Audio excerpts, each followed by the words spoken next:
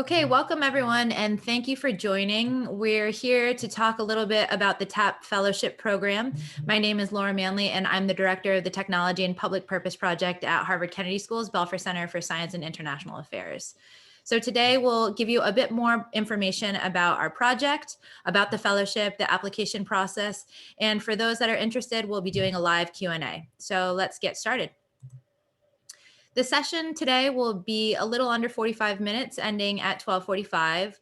So it'll be a little bit shorter than what's listed on the website. The good thing is that this session will be recorded. So if you need any more information or you'd like to watch it again, we'll put it on our website after the fact. We'll kick off with a brief presentation and overview of the TAPP project. I'll go a little bit more into detail about the fellowship program, and then we'll wrap up with application timeline and review. And then again, we'll have a live Q&A right at the end. All right, so the TAPP project was launched in 2018 by former Secretary of Defense Ash Carter. The TAPP project works to ensure that emerging technologies are both developed and managed in ways that serve the overall public good. We work in three main areas.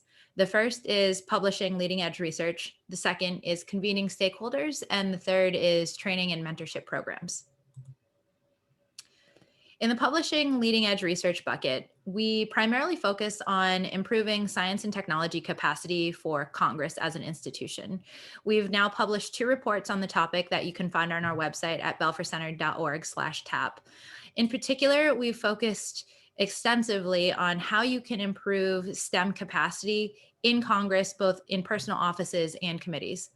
We also do a series of technology fact sheets, which are short briefings for all different kinds of policymakers, both in the United States and internationally, on different emerging technologies and public purpose considerations that they should bear in mind. Our next area of work is convening stakeholders. Our big initiative here is the Tech Spotlight program, which we actually just launched last week. The Tech Spotlight is a recognition program for projects and initiatives from around the world that are doing leading research and work at the forefront of tech in public purpose. Last year, we launched our inaugural Tech Spotlight program. So you can go on the website, again, belfercenter.org/Tech Spotlight, and learn more about how to submit nominations for interesting work happening in this space. We also do a series of faculty working groups on similar issues on tech and public purpose, like facial recognition, deep fakes, gene editing, and so on. And lastly, we do convenings for different policymakers that are interested in learning more about these issues. Our last bucket of work is training and mentorship, and our flagship program here is the fellowship that we'll talk to you a little bit more today about. Secretary Carter also teaches a course at the Kennedy School on this topic, and we do individual training programs on some of these emerging technologies and public purpose dimensions like privacy, security, safety, and inclusion. All right, so let's move on into the fellowship program. A few years ago, when we started the TAPP project, we really were interested in developing some kind of program that provided practitioners in this space with an opportunity to spend an entire year in academia focusing on a research project that really addressed some of the harms of emerging technology. We wanted to focus on 3 main values for this fellowship. The first is that we wanted to provide a multidisciplinary space for practitioners in the field to come together and learn from each other. So not just folks in the digital or social media space coming from the Valley, not just people coming from the Hill or Washington, D.C., and not just people in any particular sector, but really folks that were interested in ensuring that the public is considered in how we roll out new technologies. We wanted to bring them all together in a cohort. So that was the first thing. The second, we wanted the program to be robust. We wanted it to be long enough to thoughtfully focus on a topic and build an implementable product or proposal or recommendation. So we thought it was very important to make this an entire academic year fellowship. And then the last thing was that we wanted to make sure it was accessible so that this isn't only something open for academics or folks with a PhD, and it's paid. It's a fully paid kind of fellowship. So anyone wouldn't have to feel like they're compromising in order to do this important work. When we think about our theory of change, we have four big areas. So the input is, of course, having talented professionals working on tech or tech policy issues coming in. Then we provide different kinds of training programs, workshops, we facilitate a fellowship project, and we also have networking and community building. The output that we hope that the fellows get to by the end of the year is something very concrete that's implementable. And the long-term outcome of the program is that we want to foster a community to catalyze long-term change in the technology and public purpose space, really across sectors. Now, an important note is that TAPP as a whole is not married to specific topics. So you'll see on our website that we don't have a vertical only on AI, for example, or only on gene editing. In that same vein, we don't look for very specific verticals for the fellowship. We're interested in a cross section of different technologies and also different public purpose values that people are working on. So each year, the composition of the fellowship will change slightly, and the programming, the access, the mentors that we bring in, the experts and the trainings will vary slightly to make sure that we're being mindful and tailoring the entire program to the unique interests in the projects of the accepted fellows into the cohort. So just keep that in mind as I go through the rest of the information about the program structure. All right, there's three areas to the program. It's the fellowship project and mentorship. Then there's trainings and workshops and community building. Okay, the fellowship project and mentorship. As part of the application process, we'll ask you to submit a project proposal. And then throughout the fellowship, there are a series of phases and milestones that we hope the fellows are able to get to throughout the year.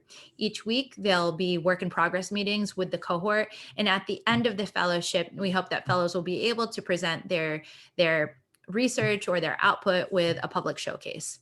As far as the mentorship goes, Secretary Ash Carter is the faculty advisor.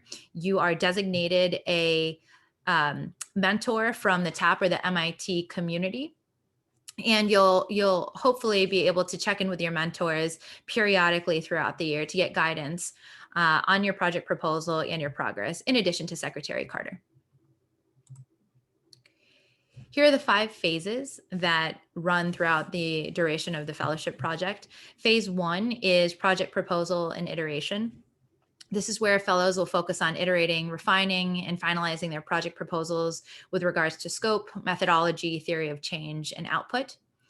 Phase 2 is research and planning. This is where fellows will officially start researching their projects and begin planning for resources needed in the build and test phase. Phase 3, obviously build and test. Fellows will build and work with stakeholder groups identified for their projects to produce and iterate on their output. Phase 4 is finalize and present. Fellows will incorporate feedback and finalize a project output to be presented internally to the cohort and the TAPP team, and then externally at a public showcase event. And then phase 5 is publish and reflect. Fellows will be asked to publish, then reflect on their fellowship experience, document their retrospective, and engage in exercises to help consider next steps for their project output. Okay, moving on to trainings and workshops. Throughout the entire fellowship program, we will provide trainings and different kinds of workshops for practical skills and research methodology. We've been thrilled with the folks that we've been able to bring in this past year. One silver lining of the pandemic is that we've been able to bring in people from all over the world. Notably, we had Miss Jen Polka speak just the other day, Vince Cerf, Renee Cummings. And for some of our research methodology workshops, we had Lee Rainey from Pew Research Center, Mitch Weiss from HBS, and some other really impressive experts that have helped the fellows build out their project proposals. The last area of the fellowship is community building. We have regularly scheduled fellowship social hours, networking events, and if we are in person, we do plan to do excursions to different parts of the country in particular that are working on tech and public purpose. Okay, let's move into our fellowship application process. This should be pretty straightforward, and a lot of this information is in the FAQs on our website, but I'll just walk you through it. The biggest part of the application process is the research proposal. I just really want to emphasize we are looking for research proposals that can be implemented and that are as realistic as possible. So, this is not the type of fellowship where we're looking for just an interesting theory or an interesting type of paper that you would eventually like to write. We're looking for things that can be implemented and put into practice either during your fellowship or shortly thereafter. We will also be checking references, so make sure that you include references as part of your application process. And then there are several short answer questions that are included, again, all on the application page.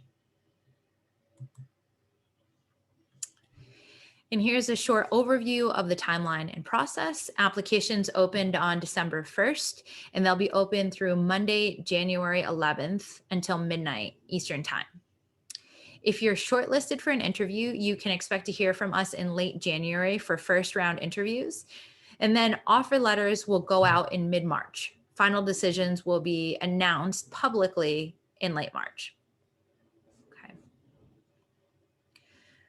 So now we'll turn to the live Q&A. If you have any questions, feel free to type them into the Q&A section in the webinar. Otherwise, I can go through some of the frequently asked questions that we typically have been getting over the past few days and weeks. And I think my colleagues will be able to join us to answer any questions. In the meantime, I will kick it off. The first question that we get most frequently is whether or not COVID will affect the upcoming fellowship program. So as far as the university goes, they are the ones making the call on whether or not students, fellows, faculty, staff can be in person, and we have to abide by what the university says. So if Harvard University says that students are supposed to be staying remote for fall 2021, unfortunately, then that is the position that we as a fellowship need to take. So we will communicate as much as we know whenever we find out. As of right now, we have no information on whether or not the academic year of 2021 will be remote or completely in person. All right. Laura, I have some questions coming in. Great. And let's just have Karen and Amritha, who are also on the TAPP team and help run this fellowship, just briefly introduce yourselves. Hi, everyone. I'm Karen. Thank you for joining us today, and I'm the project coordinator of the TAPP project. Hi, everybody. My name is Amritha Janthi. I am a research assistant on the TAPP project and for Secretary Carter, and I help with the research coordination for the fellowship program. Great. All right. And I think, Karen, you were going to read off some questions, and we'll do our best to answer them as Yeah. Great. So Matthew has a question. Since the program is relatively new, what are some ways the program has changed over the past couple of years? The TAPP project or the fellowship? I believe he's asking about the fellowship. Well, the fellowship launched this past fall in its first year, so we don't have multiple years to say that there's been a lot of change. I think the big change, even before the fellowship started, is that when we first started creating this, the entire thing was planned to be in person. So we had to pivot and make some changes to make everything compatible with being in a remote environment. So we've significantly had to change the way we think about networking and community building. I think as the rest of the world has, but other than that, there hasn't been any substantial changes from this year to the coming year. Awesome, thanks. Another question from David is there a target for or desired cohort size? There isn't a particular size that we're looking for. Like, we've heard that 10 fellows make the best cohort possible. We do have a number of slots available for this coming year. The size is a little bit flexible at this point. So it will really be based on the applications that we get in and the combination of the experience and research proposals that we get in. Another question is, does the fellowship prefer stage professionals or early career fellows? Sorry, what was that? So does the fellowship prefer professionals that maybe be a little bit later in their career or early stage or earlier in their careers right now? Yeah, you have to have some kind of significant demonstrated experience in the space that you're looking to research. Just thinking about our current cohort, it was and it is very important that you have experience in the space in order to refine what you're interested in doing and really pitch an implementable kind of product. That said, you don't have to be incredibly late stage in your field, and you don't have to have worked in it for years and years and years and years. But having some kind of substantial experience to use to guide what you want to do is very important to this. And just to add a little bit to that question, Laura, is there a specific type of professional experience that we're looking for in our fellows? Or is there a profile we're looking for? Can you elaborate on that? Yeah, I don't think there's a particular profile necessarily. I would say that anyone that has practical real world experience is definitely it's a plus to have that. Of course, we've accepted folks both with PhDs and both with industry experience, also just with government experience. So I wouldn't say we're only looking for this very specific profile, and that's it. Another question we have from Jess is, given the fact that candidates would have to relocate, would there be support with this relocation if moving from outside the US? Unfortunately, we can't provide relocation compensation for fellows, but the expectation is that you would be in person for this program. And that includes even if the school decides to move, Harvard decides to change their COVID policies and will be in person, there's no way that the fellow could be still doing his fellowship remotely, correct? Sorry, if it's COVID next year? Yeah. Mm-hmm. There's no way it would be remote, right? Yeah, I mean, if it's COVID next year and the entire fellowship is remote, then our requirement that you're in person sort of goes out the window.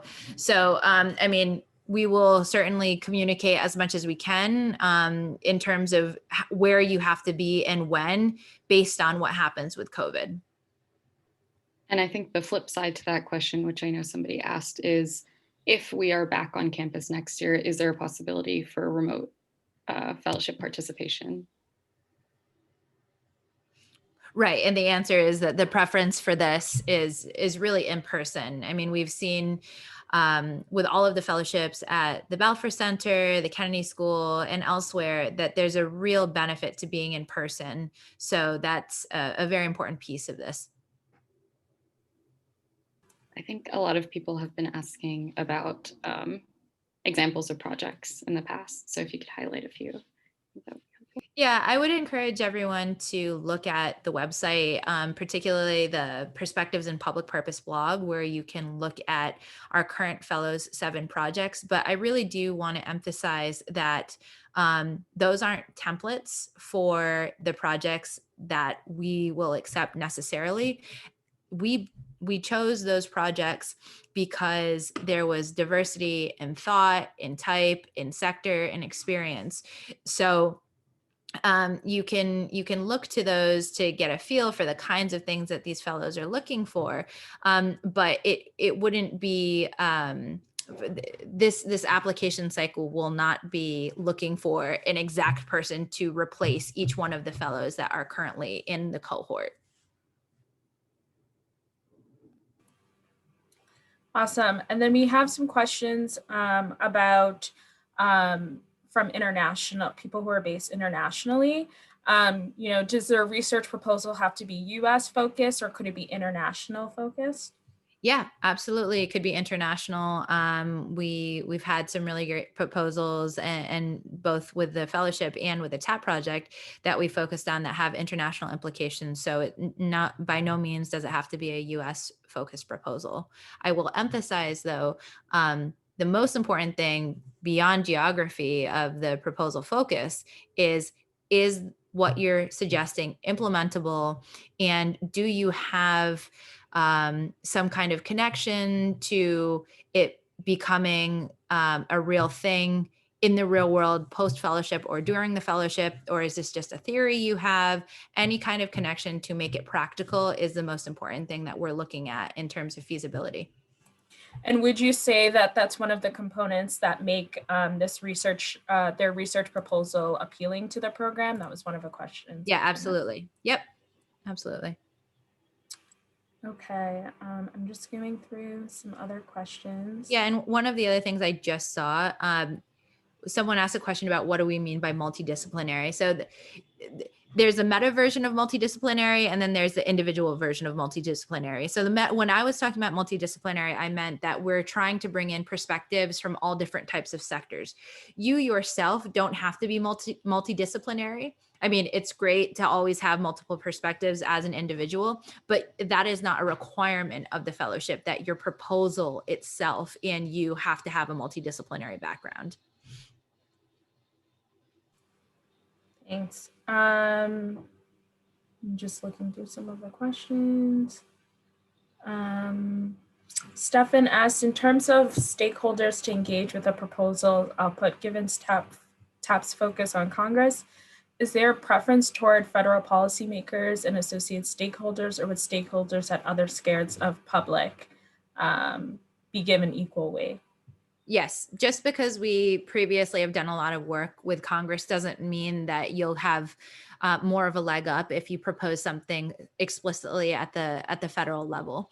If you, again, the thing that's more important to us is whether or not it's implementable and feasible, the thing that you're proposing. So you could propose a project saying, hey, I want to increase science and technology capacity for members of Congress, which is exactly aligned with what we've been doing, but have no expertise in it or have no connections to that field of work,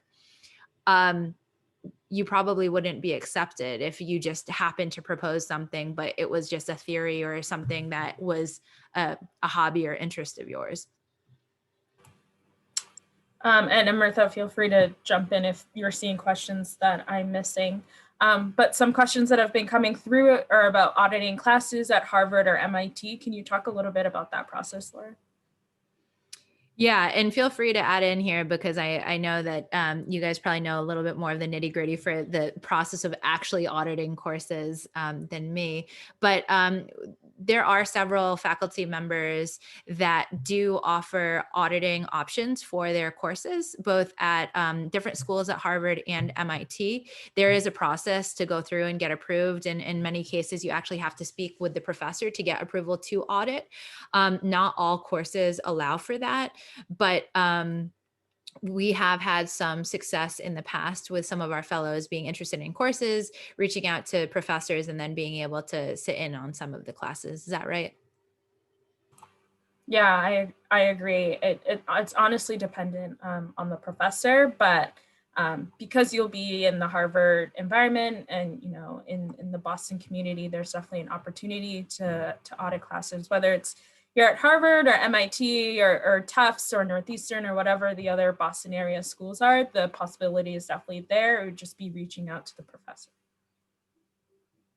Okay, Amrita, sorry, did you want to add something? One question was asking about what does a build and test phase look like? Does that mean building code or does that mean something else? Yeah, build and test does not mean code. Unless the project you are proposing is a technical kind of product or solution that requires some kind of coding and testing. I mean, this is just the phrase we happen to use for it, but we do have some people currently in the fellowship and in other programs similar to this that have a written output or policy recommendations as the output. So in this case, you're not coding anything. You're just writing up a draft of something and getting feedback on it. So it does not necessarily mean that you're literally building anything. Question we have here is, where do some of the fellows end up after completing the program? Is it more industry focused positions, more academic focused positions, or do many stay at Harvard at some capacity? I would remind folks again that this is the first year, this past year, that we've done it. The fellows are midway through this first year, so we don't know where they're going to go. We hope that many of them go back into industry or back into government, because the purpose of this is not to just create the best academics in the world. It's really to create implementable change. Thank you. Let's see. A lot of these we've answered. Would it be possible to work part-time during the fellowship? No, but I'll let Laura elaborate. Yeah, the expectation is that you are contributing 35 hours to the fellowship. It is a full-time fellowship. That said, there's no hard rule saying you cannot do external work when you're doing this, unless there are IP concerns with the university of some of the stuff that you're doing. But the expectation is that this is a full-time type of fellowship. And does their project need to be fully implemented after the fellowship? We have no control on whether or not fellows actually implement their project, and implementation also could mean lots of different things depending on what the project proposal really looks like. It's certainly encouraged that whatever the fellows are doing is something that has real world impact and is utilized by stakeholders, but that's not something we can mandate necessarily. And we have a question about what is the stipend for the fellowship? Yeah, there is currently a full-time salary that is based on Harvard pay scales. It's a very competitive salary that all fellows will receive. This is also based on equity considerations, both across the center, the Belfer Center, and the Harvard Kennedy School. It's a full-time salary position, though.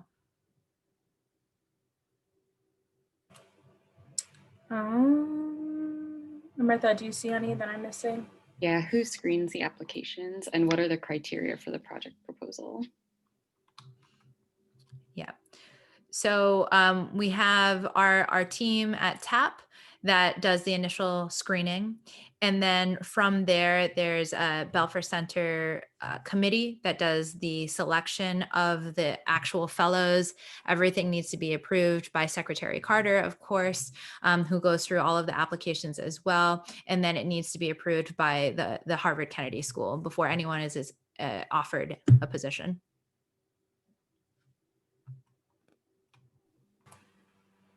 And then in terms of criteria for the actual project proposal, what are the key components that we look for? Yeah, well, I mean, I guess it's sort of hard to pull those things apart, the criteria for the person versus the proposal. The three things that we typically talk about is that you have a significant professional experience in the thing or the area or the topic that you are proposing to work on. The second is that you have a track record, you have a demonstrated commitment to working on tech and public purpose, or you have a demonstrated interest in this area in either your current or your previous work. And then the last big point, I really just want to, bold this entire one, that you're a self-starter, that you can take initiative, you are adaptable. If you're doing some research and you realize that what you had originally posed needs to be changed a little bit, that you're not completely put off by that and set back months and months because you do only have 9 months to do this, that you can really take the initiative and manage your time and get something done in spite of potential changes.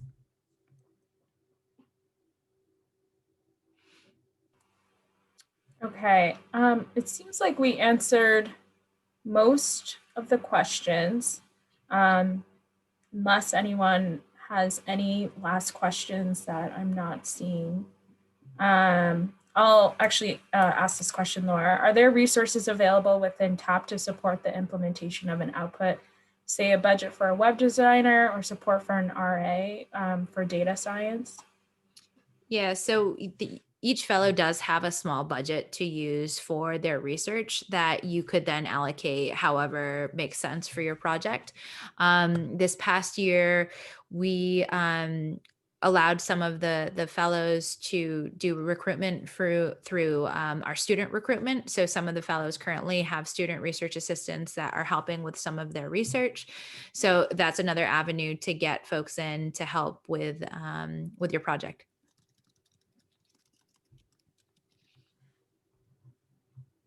Martha, did you have anything else before we wrap it up? I think we've answered everything. I guess some questions have asked if you can complete a master's degree or your PhD program while also doing the fellowship, which I think we kind of covered in whether or not this is your primary focus. And the expectation is that you do it full time. Is that correct, Laura? Yeah, I would highly discourage someone from working on a PhD or any other kind of degree simultaneously with this, because we are expecting people to be doing this as their full-time position. And then one last question actually is, will the fellowship be offered in the 2022-2023 cycle as well? Yes, we expect this fellowship to be around for a long time. We're very pleased with the interest both for this past year and for this coming year. So hopefully if you aren't successful in the application process this year, you would apply again next year.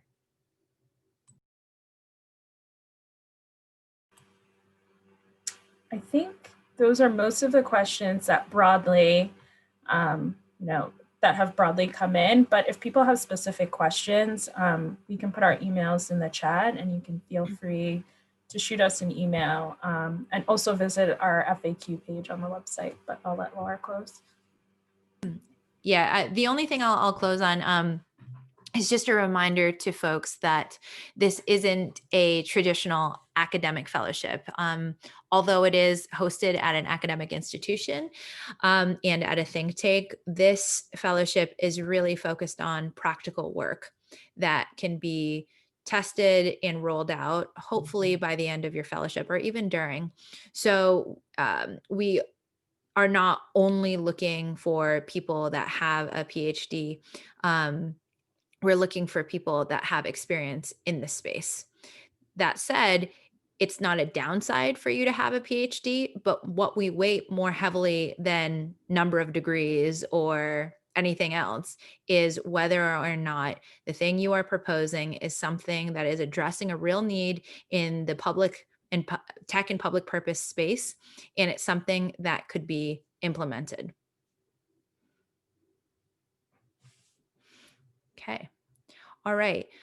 Well, with that said, thank you all for tuning in. I hope this was helpful and provided a little bit more clarity on both the TAPP project, the fellowship program, and how to apply. We look forward to reviewing all of your applications and just really excited to work with many of you soon. All right. Thanks again, and follow up on our website, belfercenter.org/TAPP. Okay, bye-bye.